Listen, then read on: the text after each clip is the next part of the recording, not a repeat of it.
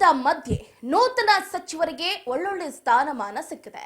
ಮಿತ್ರ ಪಕ್ಷಗಳ ಚೌಕಾಸಿಯ ನಡುವೆನೆ ಸಚಿವರಿಗೆ ಖಾತೆ ಹಂಚಿಕೆ ಆಗಿದೆ.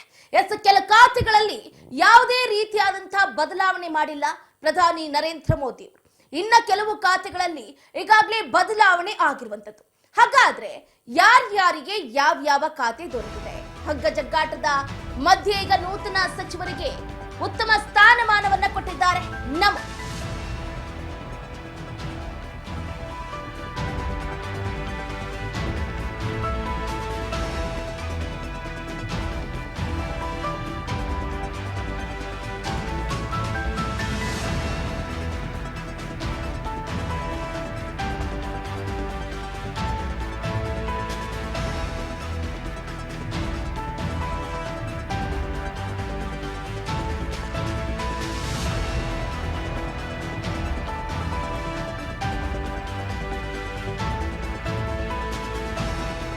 ನರೇಂದ್ರ ಮೋದಿ ಅವರ ಹೊಸ ಸಂಪುಟದ ಖಾತೆ ಹಂಚಿಕೆ ಆಗಿದೆ.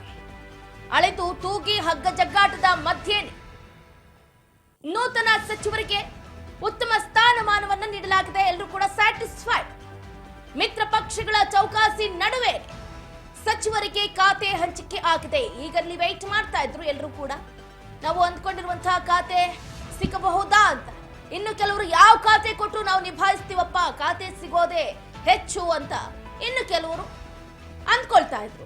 ಇದರ ನಡುವೆನೆ ಕೆಲ ಖಾತೆಗಳಲ್ಲಿ ಯಾವುದೇ ರೀತಿಯಾದಂತಹ ಬದಲಾವಣೆ ಆಗದೆ ಇದ್ರೆ ಇನ್ನು ಕೆಲ ಖಾತೆಗಳಲ್ಲಿ ಬದಲಾವಣೆ ಆಗಿದೆ. ಹಾಗಾದ್ರೆ ಯಾವ ನಾಯಕರಿಗೆ ಯಾವ ಖಾತೆ ದೊರಕಿದೆ ಅಂತ ಗಮನಿಸ್ತಾ ಇದ್ದೀರಾ? ಹರ್ದೀಪ್ ಸಿಂಗ್ ಪುರಿ ಪೆಟ್ರೋಲಿಯಂ ಸಚಿವರಾಗಿ ಆಯ್ಕೆ ಆಗಿದ್ದಾರೆ. ಧರ್ಮೇಂದ್ರ ಪ್ರಧಾನ್ ಶಿಕ್ಷಣ ಸಚಿವರಾಗಿ ಇನ್ಮುಂದೆ ಸಂಸತ್ ಭವನದಲ್ಲಿ ಆಡಳಿತವನ್ನ ನಡೆಸುತ್ತಾರೆ.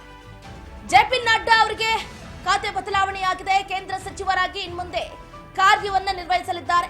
ಪಿಯೂಷ್ ಗೋಯಲ್ ವಾಣಿಜ್ಯ ಮತ್ತು ಕೈಗಾರಿಕಾ ಸಚಿವರಾಗಿ ಆಯ್ಕೆಯಾಗಿರುವಂತದ್ದು. ಮೊದಲ ಸಚಿವ ಸಂಪುಟದಲ್ಲಿ 71 ಸಚಿವರಿಗೆ ಖಾತೆ ಹಂಚಿಕೆಯಾಗಿದೆ. ಎಚ್ ಡಿ ಕುಮಾರಸ್ವಾಮಿಗೆ ಬೃಹತ್ ಉಕ್ಕು ಕಾರ್ಖಾನೆಯ ಸಚಿವರಾಗಿ ಇನ್ಮುಂದೆ ಆಡಳಿತವನ್ನ ನಡೆಸಲಿದ್ದಾರೆ. ಇತ್ತ ಸಣ್ಣ ಕೈಗಾರಿಕಾ ಸಚಿವರಾಗಿ ಶೋಭಾ ಕರಂದ್ಲಾಜೆ ಅವರು, ನಿರ್ಮಲಾ ಸೀತಾರಾಮನ್ ಅವರು ಅದೇ ಖಾತೆಯನ್ನ ಉಳಿಸಿಕೊಂಡಿದ್ದಾರೆ. ಈ ಹಿಂದೆ ಫೈನಾನ್ಸ್ ಮಿನಿಸ್ಟರ್ ಆಗಿದ್ರು, ಈಗಲೂ ಕೂಡ ಫೈನಾನ್ಸ್ ಮಿನಿಸ್ಟರ್ ಆಗಿ ಆಯ್ಕೆಯಾಗಿದ್ದಾರೆ. ಹಲವು ಖಾತೆಗಳ ಹಂಚಿಕೆ ಆಗ್ತಾ ಇದ್ದಂತೆಯೇ ಕೆಲವರ ಮೊಗದಲ್ಲಿ ಮಂದಹಾಸ, ಇನ್ನು ಕೆಲವರ ಮೊಗದಲ್ಲಿ ಒಂದು ನಿರಾಯಾಸ. ಯಾಕಂದ್ರೆ ಎಕ್ಸ್ಪೆಕ್ಟ್ ಮಾಡಿದ ಬೇರೆ ಖಾತೆ, ಸಿಕ್ಕಿರೋದು ಬೇರೆ ಖಾತೆ. ಇತ್ತ ಶಿವರಾಜ್ ಸಿಂಗ್ ಚೌಹಾಣ್ ಕೃಷಿ ಮತ್ತು ಕಿಸಾನ್ ಸಚಿವರಾಗಿ ಆಯ್ಕೆ ಆಗಿದ್ದಾರೆ. ಆಫ್ ಕೋರ್ಸ್ ಇತ್ತ ಅಮಿತ್ ಶಾ ಅವರು ಗೃಹ ಖಾತೆ, ಅವರು ಈ ಹಿಂದೆನೂ ಇದೇ ಖಾತೆಯನ್ನೇ ನಿರ್ವಹಿಸ್ತಾ ಇದ್ರು, ಹಾಗಾಗಿ ಅವರಿಗೆ ಅದೇ ಖಾತೆ ಸಿಕ್ಕಿದೆ. ರಾಜನಾಥ್ ಸಿಂಗ್ ಅವರು ಕೂಡ ರಕ್ಷಣಾ ಇಲಾಖಾ ಸಚಿವರಾಗಿ ಈ ಹಿಂದೆ ಕಾರ್ಯವನ್ನ ನಿರ್ವಹಿಸಿದ್ರು, ಈಗಲೂ ಕೂಡ ಅವರಿಗೆ ಅದೇ ಖಾತೆ ದೊರಕಿರುವಂತದ್ದು. ಒಟ್ಟಾರೆಯಾಗಿ ಅಳೆದು ತೂಗಿ ಖಾತೆ ಹಂಚಿಕೆ ಆಗಿದೆ. ರಾಜನಾಥ್ ಸಿಂಗ್ ರಕ್ಷಣಾ ಸಚಿವಾಲಯ ಖಾತೆಯನ್ನ ನಿರ್ವಹಿಸಲಿದ್ದಾರೆ. ಜೆಪಿ ನಡ್ಡಾ ಅವರು ಆರೋಗ್ಯ ಮತ್ತು ಕುಟುಂಬ ಕಲ್ಯಾಣ, ರಾಸಾಯನಿಕ ಗೊಬ್ಬರ ಖಾತೆ ದೊರೆತಿದೆ. ಇನ್ನು ಅಮಿತ್ ಶಾ ಅವರಿಗೆ ಗೃಹ ಸಚಿವಾಲಯ, ಸಹಕಾರ ಸಚಿವಾಲಯ, ನಿತಿನ್ ಗಡ್ಕರಿ ರಸ್ತೆ ಸಾರಿಗೆ ಮತ್ತು ಹೆದ್ದಾರಿ ಸಚಿವಾಲಯ ದೊರಕಿದೆ. ಇನ್ನು ಎಸ್ ಚೌಹಾಣ್ ಕೃಷಿ ಮತ್ತು ರೈತರ ಕಲ್ಯಾಣ, ಗ್ರಾಮೀಣ ಅಭಿವೃದ್ಧಿ ಸಚಿವಾಲಯ ದೊರಕಿದೆ. ಇನ್ನು ನಿರ್ಮಲಾ ಸೀತಾರಾಮನ್ ಅವರು ಅಫ್ಕೋರ್ಸ್ ಈಗಾಗಲೇ ಹೇಳಿದಾಗೆ ಹಣಕಾಸು ಸಚಿವಾಲಯ ಯಾರಿಗೂ ಕೂಡ ಬಿಟ್ಟುಕೊಟ್ಟಿಲ್ಲ, ಅವರ ತೆಕ್ಕೆಯಲ್ಲೇ ಇಟ್ಕೊಂಡಿದ್ದಾರೆ.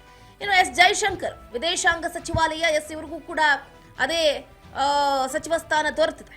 ಎಚ್ ಡಿ ಕುಮಾರಸ್ವಾಮಿ ಅವರು ಕೃಷಿ ಖಾತೆ ಮೇಲೆ ಬಹಳ ದೊಡ್ಡ ಮಟ್ಟದ ಎಕ್ಸ್ಪೆಕ್ಟೇಷನ್ ಇಟ್ಕೊಂಡಿದ್ರು. ಬಟ್ ಟಿಡಿಪಿ ಜೆಡಿಯು ಆ ಖಾತೆ ಮೇಲೆ ಕಣ್ಣನ್ನ ಹಾಕಿತ್ತು. ಹಾಗಾಗಿ ಈಗ ಎಚ್ ಡಿ ಕುಮಾರಸ್ವಾಮಿ ಅವರಿಗೆ ಬೃಹತ್ ಕೈಗಾರಿಕೆ ಮತ್ತು ಉಕ್ಕು ಖಾತೆಯನ್ನು ಕೊಟ್ಟಿದೆ. ಇದು ಕೂಡ ದೊಡ್ಡ ಖಾತೆಯೇ, ನಿರ್ವಹಿಸಬಹುದು. ಗಜೇಂದ್ರ ಸಿಂಗ್ ಶೇಖಾವತ್ ಪ್ರವಾಸೋದ್ಯಮ ಸಂಸ್ಕೃತಿ ಇಲಾಖೆಯ ಸಚಿವರಾಗಿ ಇನ್ನು ಮುಂದೆ ಕಾರ್ಯವನ್ನು ನಿರ್ವಹಿಸಲಿದ್ದಾರೆ. ಅಶ್ವಿನಿ ವೈಷ್ಣವ್ ಇವರು ಕೂಡ ಅವರ ಖಾತೆಯನ್ನು ಬಿಟ್ಟುಕೊಟ್ಟಿಲ್ಲ. ಮಾಹಿತಿ ಮತ್ತು ಪ್ರಸಾರ, ರೈಲ್ವೆ ಸಚಿವರಾಗಿ ಅಶ್ವಿನಿ ವೈಷ್ಣವ್ ಅವರು ಮುಂದುವರಿಯಲಿದ್ದಾರೆ. ರಾಮ ಮೋಹನ ನಾಯ್ಡು ನಾಗರಿಕ ವಿಮಾನಯಾನ, ಧರ್ಮೇಂದ್ರ ಪ್ರಧಾನ್ ಮಾನವ ಸಂಪನ್ಮೂಲ ಅಭಿವೃದ್ಧಿಯ ಖಾತೆಯ ಸಚಿವರಾಗಿ ಮುಂದುವರಿಯಲಿದ್ದಾರೆ.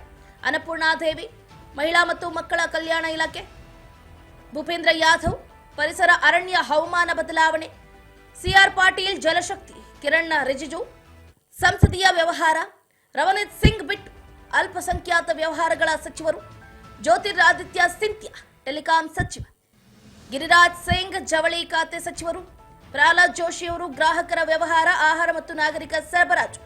ಪ್ರಹ್ಲಾದ್ ಜೋಶಿ ಅವರಿಗೆ ಇಲ್ಲಿ ಖಾತೆ ಬದಲಾವಣೆಯಾಗಿದೆ. ಇತ್ತ ಹರ್ದೀಪ್ ಸಿಂಗ್ ಪುರಿ ಪೆಟ್ರೋಲಿಯಂ, ಪಿಯೂಷ್ ಗೋಯಲ್ ವಾಣಿಜ್ಯ ಮತ್ತು ಕೈಗಾರಿಕೆ, ಜಿತನ್ ರಾಮ್ ಮಾಂಝಿ ಸಣ್ಣ ಮತ್ತು ಮಧ್ಯಮ ಕೈಗಾರಿಕೆ, ರಾಜೀವ್ ರಂಜನ್ ಸಿಂಗ್ ಪಂಚಾಯತ್ ರಾಜ್, ಮೀನುಗಾರಿಕೆ, ಪಶು ಸಂಗೋಪನೆ. ಇತ್ತ ವೀರೇಂದ್ರ ಕುಮಾರ್ ಸಾಮಾಜಿಕ ನ್ಯಾಯ ಹಾಗೆ ಸಬಲೀಕರಣ ಖಾತೆಯನ್ನ ನೀಡಿದ್ದಾರೆ. ಇತ್ತ ಚಿರಾಗ್ ಪಾಸ್ವಾನ್ ಅವರು ಆಹಾರ ಸಂರಕ್ಷಣಾ ಕೈಗಾರಿಕಾ ಸಚಿವರಾಗಿ ಇನ್ಮುಂದೆ ಕಾರ್ಯವನ್ನ ನಿರ್ವಹಿಸಲಿದ್ದಾರೆ. ಅಳೆದು ತೂಗಿ ವಿವಿಧ ಖಾತೆಗಳಿಗೆ ಈಗಾಗಲೇ ಹೆಸರು ಕೂಡ ಫೈನಲೈಸ್ ಆಗಿದೆ. ಸಾಕಷ್ಟು ನಾಯಕರ ಮುಖದಲ್ಲಿ ಮಂದಹಾಸವು ಕೂಡ ಮೂಡಿದೆ. ನೋಡಬೇಕಾಗುತ್ತೆ ಇನ್ಮುಂದೆ ಈ ಸಚಿವರು ಅವರ ಖಾತೆಗಳ ಮುಖಾಂತರ ಹೇಗೆ